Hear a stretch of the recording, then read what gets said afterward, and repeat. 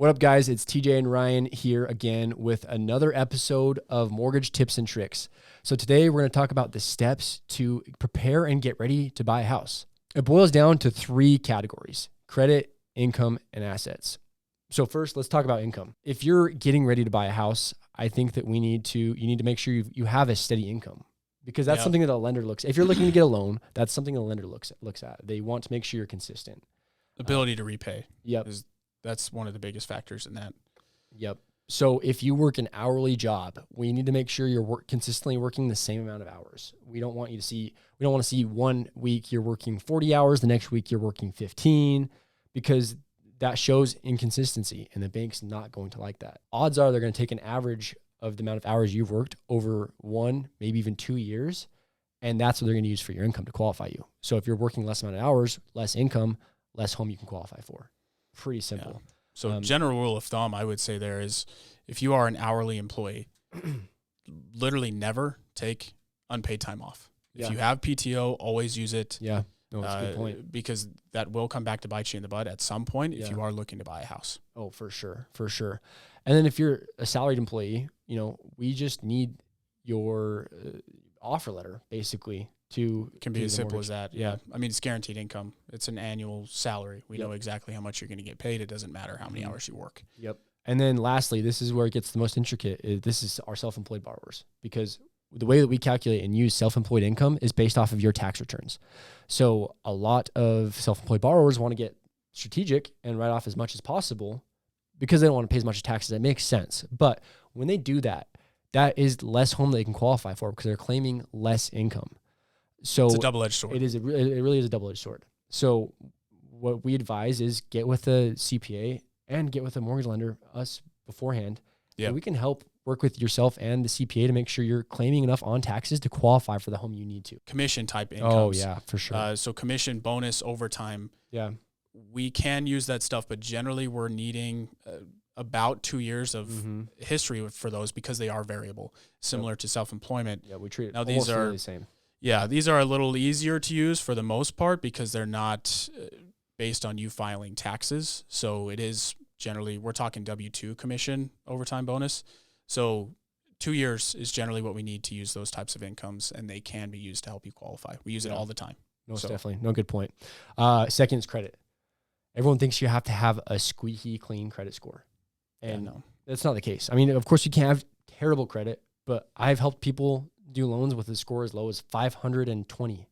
Of course, it's a moving scale. The bank sees that as higher risk, so you're going to have a little bit higher interest rates. It's going to require more money out of pocket to do that, but you can still get in the home. Just make sure that you're staying on top of all your credit cards. Credit history is the number one most important thing. Yeah. What else with credit history? And I mean, a lot of people think they need X amount of time.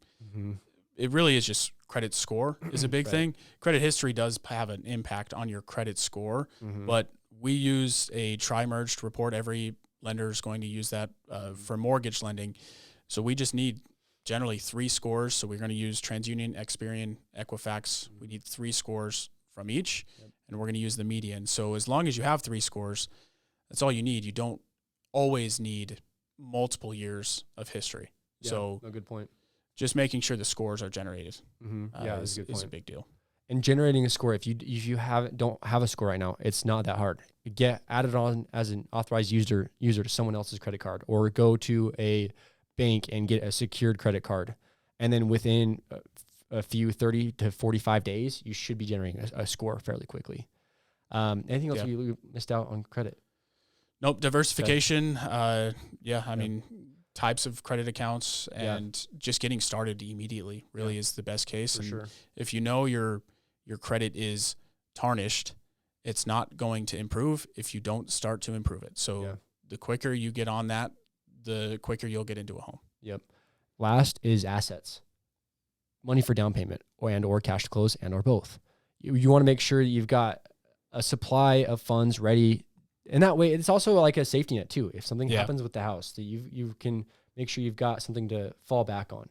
Now, there are down payment assistance programs as well, but the down payment assistance programs, if we can't negotiate seller concessions to cover some of the closing costs, because oftentimes on down payment assistance, they're still coming in with about 1% of the purchase price. Yeah, so it can be 1, 2, 3, up to like $4,000. So make sure you have at least that.